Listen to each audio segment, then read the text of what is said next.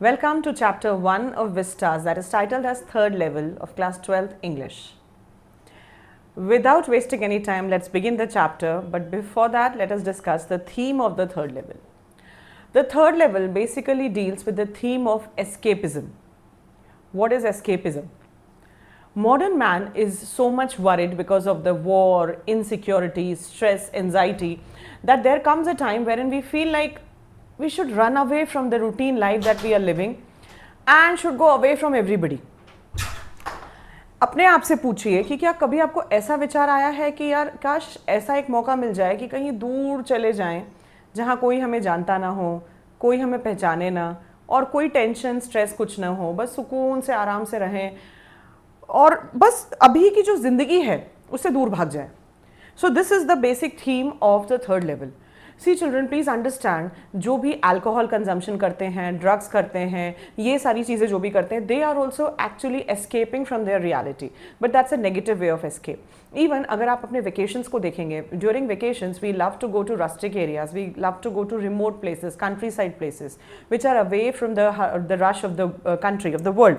हम क्या करते हैं, हम हमारी मोनोटोनस लाइफ जो है कि मतलब काम पे जाना, पैसा कमाना, घर बार को देखना, वो सब छोड़ के कहीं दूर चले जाते हैं परिवार के साथ, जहाँ 6-7 दिन हम खूब एंजॉय करते हैं और हम जब आते हैं हम बहुत रिचार्ज हो जाते हैं. क्यों? क्योंकि हर इंसान को एस्केप की ज़रूरत होती है. अब मैं थोड़ा सा समरी आपको समझा देती हूँ ताकि आपको लाइन बाय लाइन चैप्टर समझने में ईजी होगा. So here we have a main character of the story whose name is Charlie, who is 31 years old man. ठीक है. अब चार्ली जो है ऑफिस से घर जा रहा था, उसकी वाइफ का नाम है लुइसा. सब कुछ बहुत नॉर्मल चल रहा था. उसको ऐसा लगा कि वो ग्रैंड सेंट्रल रेलवे स्टेशन के थर्ड लेवल पे पहुंच गया है. अभी ग्रैंड सेंट्रल रेलवे स्टेशन एक रेलवे स्टेशन है जहां से वो ऑफिस से घर और घर से ऑफिस आता है. ठीक है. अब उसके थर्ड लेवल पे वो पहुंच गया है. उसका थर्ड लेवल किसी ने आज तक देखा ही नहीं है, सिर्फ चार्ली ने ही वो थर्ड लेवल देखा है. और इस बारे में उसने अपने साइकियाट्रिस्ट फ्रेंड से बात की जिसका नाम है सैम. तो सैम उसको ये कहता है कि सी, today's world is full of war, insecurity, so this is actually a waking dream wish fulfillment. This term is very important for the chapter. Waking dream, जागते हुए, wish fulfillment, एक ऐसा सपना देखना जो आपकी विश की फुलफिलिंग को लेके है.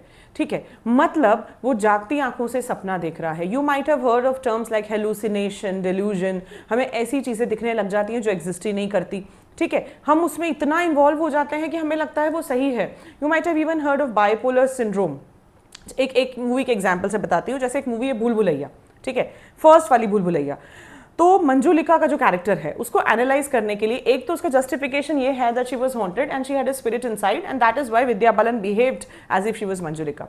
The more scientific and logical way of explaining that phenomena is she was so much overwhelmed by the character of Manjulika that she at her subconscious level started feeling that she was Manjulika और इसीलिए वो वैसे behave करने लग गई unknowingly. Even एक और movie है अपरिचित, if you have heard of it. वहाँ पे एक आदमी है जो बहुत ही मीक है, हम्बल है, सब उसका मजाक उड़ाते हैं, कोई इसकी वैल्यू नहीं करता. The same man becomes dangerously violent. So he doesn't even realize that he is the one who is doing that. तो सबकॉन्शियस लेवल पे कई सारी चीज़ें ऐसी होती है जो हमारे कंट्रोल के बाहर है और जो हमें पता भी नहीं होती. So this is the theme of the chapter. चलिए चैप्टर को स्टार्ट करते हैं. You will understand meanwhile we are reading the chapter. The presidents of the New York Central and the New York, New Haven and Hartford railroads will swear on a stack of timetables that there are only two. तो ये लोग जो हैं swear करके कहेंगे कि केवल 2 हैं. क्या केवल 2 हैं? There are only 2 levels of Grand Central Railway Station. But I say there are 3. लेकिन मैं कहता हूँ कि 3 हैं. Because I have been on the 3rd level of Grand Central Station. अब अगर आप कहते हैं कि आप ऐसी जगह पे गए हैं जो एक्चुअली एग्जिस्ट ही नहीं करती, आपने किसी को बताया, तो वो आदमी क्या कहेगा? तो पागल है, इसको कुछ हो गया है, सनक गया है ये. Yes, I have taken the obvious step. I talked to a psychiatrist friend of mine among others. I told him about the 3rd level at Grand Central Station and he said it was a waking dream wish fulfillment. Please underline this line, waking dream wish fulfillment. तो of course मैंने अपने psychiatrist friend से बात की, मैंने obvious step लिया क्योंकि जब भी मैं किसी को बताऊंगा कि ऐसा हुआ है तो वो फर्स्ट चीज़ मुझे यही कहेगा कि तू psychiatrist से बात कर. तो मैंने साइकियाट्रिस्ट से बात की, उसने मुझे कहा कि ये वेकिंग ड्रीम विश फुलफिलमेंट है, जागते हुए किसी इच्छा को पूरी करने की अनकॉन्शियसली कोशिश. मतलब वो ऐसा कॉन्शियसली नहीं कर रहा है कि मुझे थर्ड लेवल पे जाना है, बट उसके सबकॉन्शियस माइंड ने उसको वहां पहुंचा दिया. He said I was unhappy. That made my wife kind of mad, but he explained that he meant the modern world is full of insecurity, fear, war, worry and all the rest of it and that I just want to escape. तो ये सुन के मेरी जो wife है Luisa वो तो बिल्कुल पगलाई गई कि मैं दुखी हूँ, चार्ली दुखी है, मतलब उसका कॉज लुइसा है। तो फिर सैम ने जो लुइसा को समझाया कि देखो अभी की दुनिया में बहुत स्ट्रेस है, आप कंपेयर कीजिए अपनी लाइफ को अपने पेरेंट्स या उनके पेरेंट्स की लाइफ से। आप अपने दादा दादी से अगर बात करेंगे तो वो आपको बताएंगे कि उनके टाइम में इट वाज सो रिलैक्स्ड, आराम से लोग बैठे हैं। आज भी आप गाँव में अगर जाएंगे you will find people sitting outside relaxing joking talking, उनके पास बहुत समय है। We people on the other hand who are living in cities, we have no time. From the morning till the night we are running in a rat race. Compare this with the theme of the rat trap. The whole world is a trap and we are all poor rats and we are caught in it, and by the time we realize that we are caught there is no way to come out. बाहर जाने का रास्ता खत्म हो जाता है और इंसान उसी जाल में रहते रहते अपनी पूरी जिंदगी खत्म कर देता है।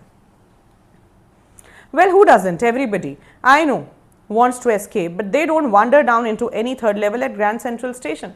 कौन escape नहीं करना चाहता? But that doesn't mean कि आप ऐसे कहीं अलग से level पे चले जाएं जो exist ही नहीं करता। But that's the reason he said, and my friends all agreed. यही कारण उसने बताया और मेरे दोस्तों ने agree किया। Everything points to it, they claimed. My stamp collecting, for example, that's a temporary refuge from reality. Now, क्यों कहते हैं बार बार that you should pursue your hobby? क्यों कहते हैं कि जो भी चीज़ आपको पसंद है दिन में कुछ समय उसके लिए निकालिए and give the time to it. That's actually a healthy way of escaping. When you are all stressed, all worried, if you listen to your favorite music, if you are creative, if you are doing drawing, if you hang out with your friends, if you go out, that's actually a healthy escape.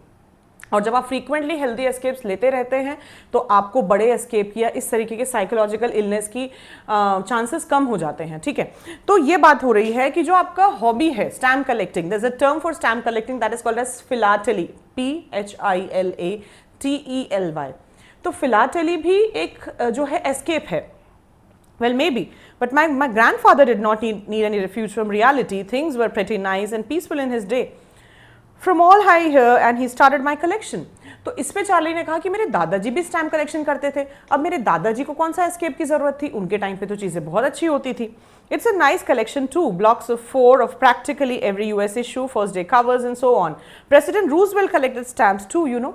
तो president Roosevelt भी stamp collect करते थे, तो उनको escape की क्या जरूरत थी। अब इसका जवाब ये है कि देखो दादाजी इसलिए स्टैम्प कलेक्शन करते होंगे because that was the time when people had so much time and they were not actually knowing what to do throughout the day, so they used to do so many things which we people don't usually do. And talking about President Roosevelt, he was the president. देखिए life में जितना ज़्यादा sophisticated level पे जाएंगे, जितना ज़्यादा ऊपर जाते जाएंगे, उतनी ज़्यादा मुसीबतें, स्ट्रेस, टेंशन, एंजाइटी, वरी बढ़ती जाएगी। तो जिस भी लेवल पे आप हैं, आपके ऊपर जो व्यक्ति है या आपका जो सुपीरियर है या आपसे ऊपर पोजीशन पे वो व्यक्ति है, ऑफ कोर्स उसकी स्ट्रेस और एंजाइटी आपसे कई गुना ज़्यादा है। Anyway, here's what happened at Grand Central. One night last summer, I worked late at the office. I was in a hurry to get uptown to my apartment, so I decided to take the subway from Grand Central because it is faster than the bus.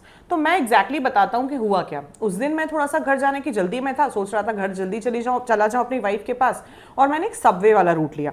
Now these few paragraphs will tell you how did he reach third level. Remember this can be a question for you and there is one more thing for your information. We will be having a marathon classes before your half yearly exam. I know majority of you are having your half yearly exam in the month of September.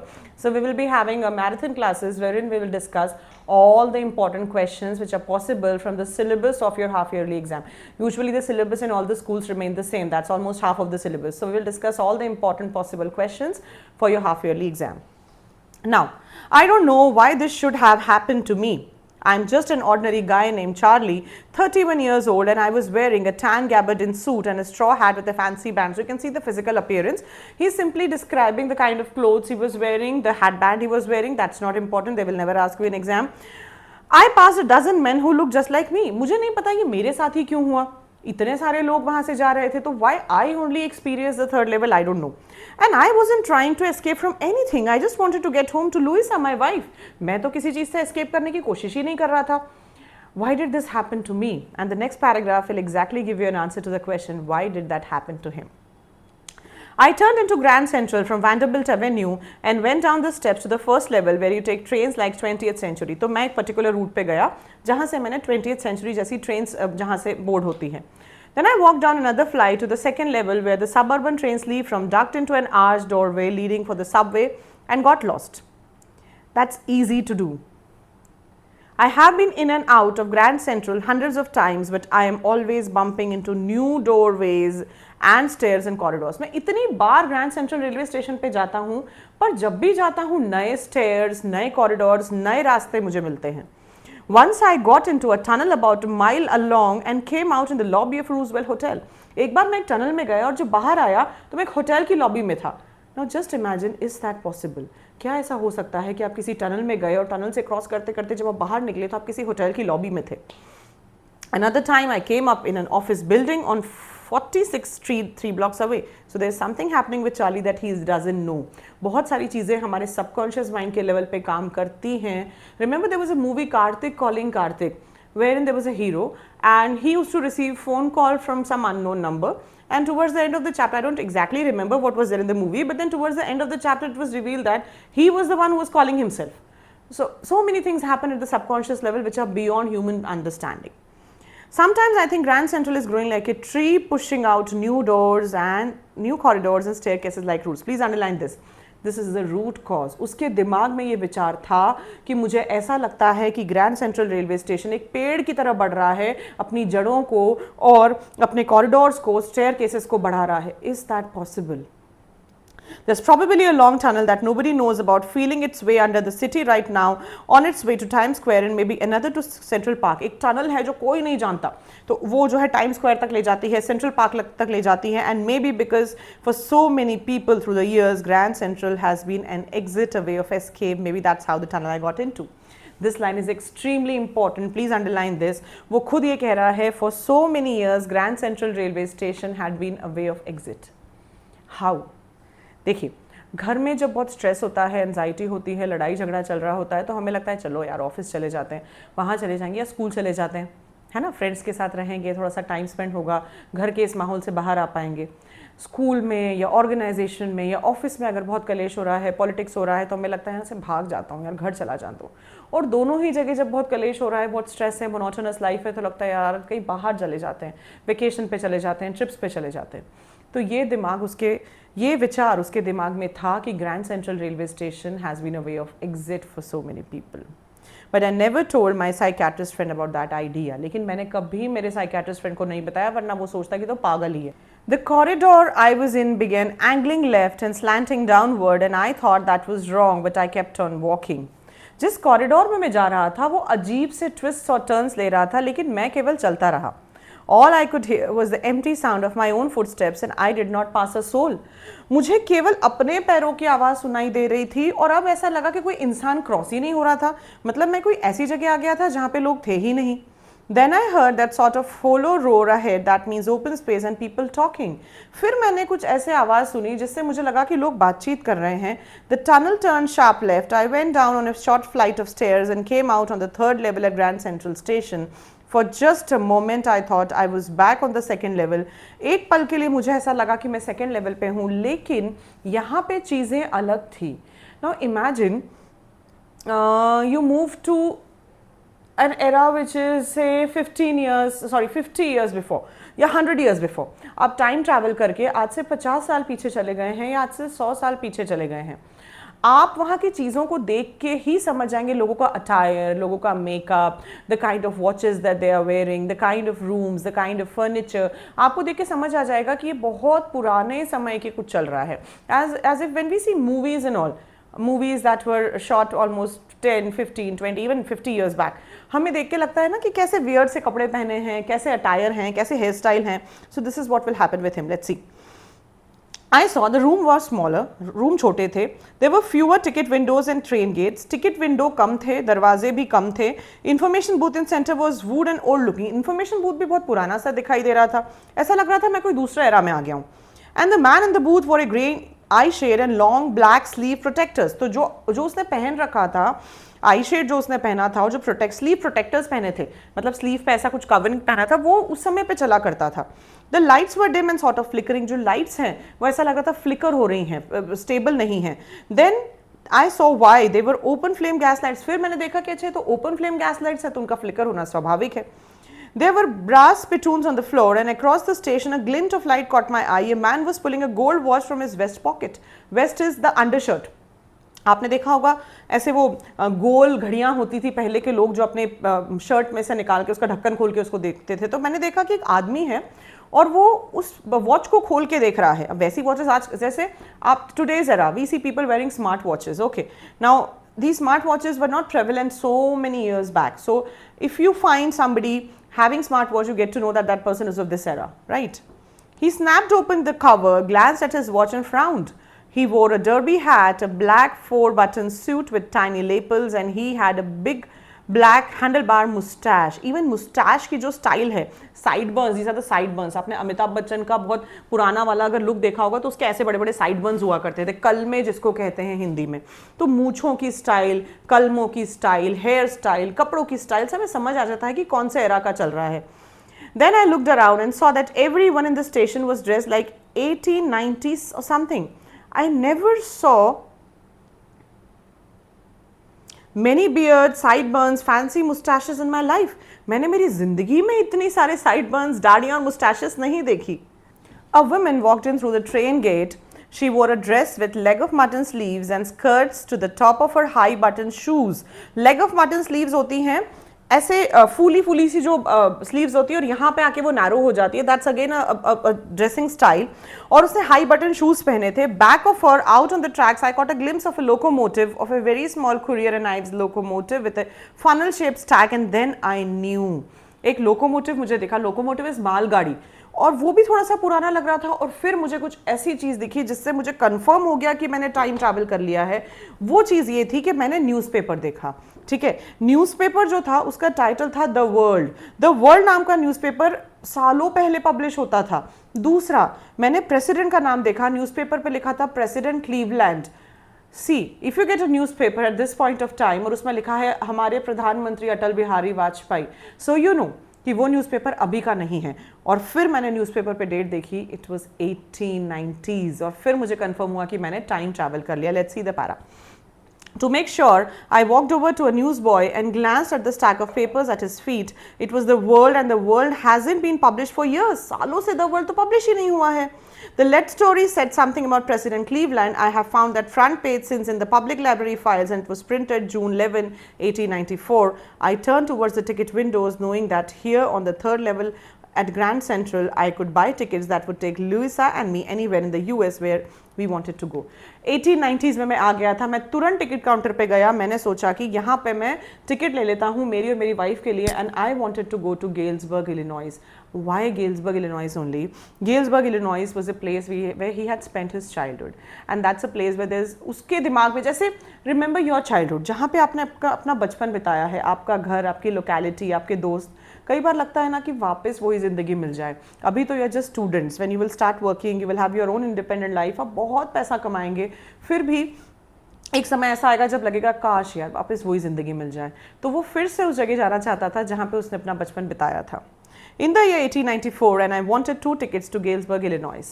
Have you ever been there? It's a wonderful town still, with big old frame houses, huge lawns, and tremendous trees whose branches meet overhead and roof the streets.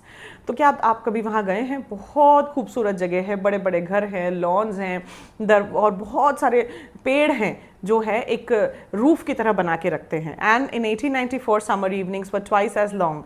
गर्मियों की जो शाम है वो लगभग 2 गुना बड़ी है।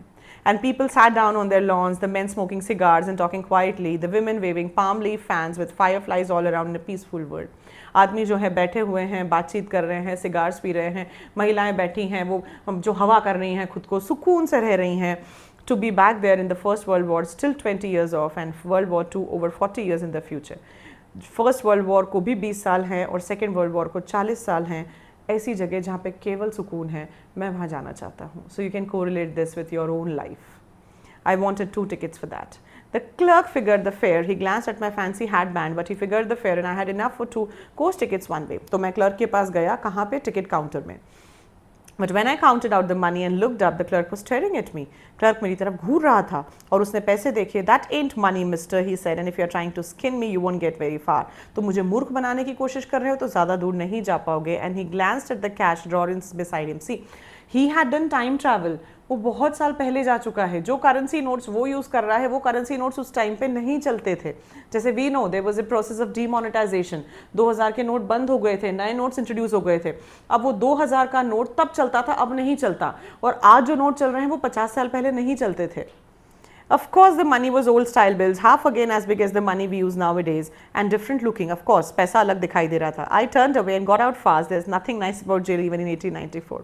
वो वहाँ से भागा. उसने कहा 1894 में भी जेल तो वैसा ही होता था जैसा आज हुआ करता. And that was that. I left the same way I came, I suppose. Next day during lunch hour, I drew $300 out of the bank, nearly all we had, and bought old style currency that really worried my psychiatrist friend.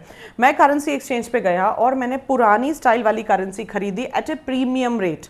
You can buy old money at almost any coin dealers, but you have to pay a premium. My $300 brought less than 200 in old style bills, but I didn't care. X were 13 cents a dozen in 1894.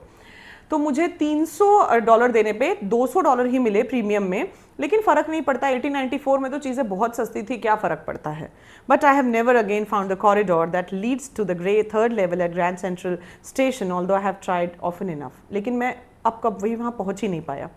Louisa was pretty worried when I told her all this and didn't want me to look for a third level anymore. And after a while I stopped. मैंने जब Luisa को कहा तो वो चिंतित हो गई, उसको लगा कि ये तो गया, तो वो नहीं चाहती थी कि मैं ये ढूंढूं। I went back to my stamps, but now we are both looking every weekend because now we have proved that third level is still there. अब हम दोनों थर्ड लेवल को ढूंढ रहे हैं और अब हमारे पास सबूत है कि थर्ड लेवल एग्जिस्ट करता है। कैसे? My friend Sam Weiner disappeared, nobody knew where, but I sort of suspected because Sam's a city boy and I used to tell him about Galesburg. तो मेरा जो दोस्त है वो गायब हो गया है, वो सिटी का लड़का है और मैं उसको हमेशा गेल्सबर्ग के बारे में बताता था कि वो इतनी खूबसूरत जगह है। I went to school there and he always said he like the sound of the place and that's where he is all right in 1894। वो वहाँ चला गया है। सैम साइकियाट्रिस्ट है जो सबकी मेंटल इशूज सॉल्व कर रहा है, जो बता रहा है कि भाई तुमको वेकिंग ड्रीम विश फुलफिलमेंट है और तुम एस्केपिज्म चाहते हो, दिस एंड दैट। वो खुद चला गया है। कैसे? Let's see. Because one night fussing with my stamp collection I found, well, do you know what a first day cover is? तो मुझे फर्स्ट डे कवर मिला है। अब फर्स्ट डे कवर एग्जैक्टली होता क्या है? जो लोग स्टैम्प कलेक्शन करते हैं वो क्या करते हैं कि जब भी कोई नया स्टैम्प इशू होता है तो एक एनवलप लेते हैं, ब्लैंक एनवलप, उस पर उस स्टैम्प को पेस्ट करते हैं। उस स्टैम्प पेस्ट किए हुए एनवलप को अपने ही एड्रेस पे मेल कर देते हैं विदाउट अ लेटर इनसाइड। क्यों? क्योंकि उस स्टैम्प के ऊपर सील और साइन लग जाती है उस डेट की, उसको अपने कलेक्शन में रखते हैं। तो इससे क्या पता चलता है कि ये पर्टिकुलर स्टैम्प इस डेट पे इशू हुआ था। This is a first day cover.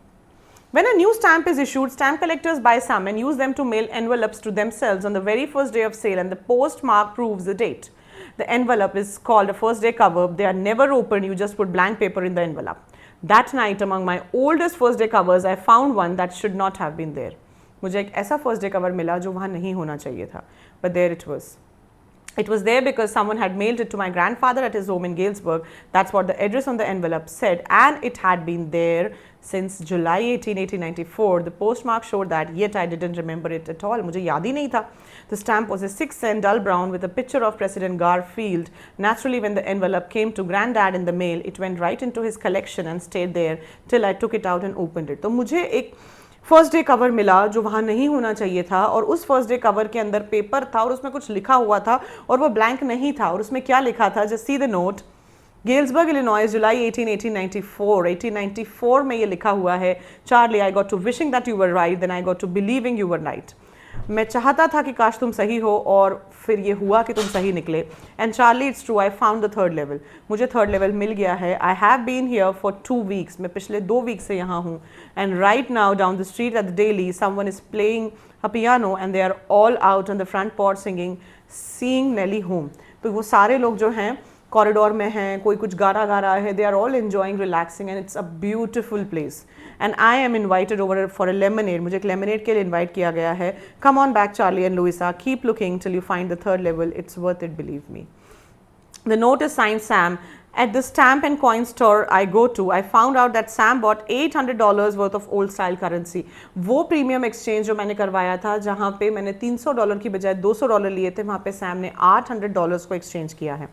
That ought to set him up in a nice little hay, feed and grain business. वो हमेशा से grain और feed का business करना चाहता था.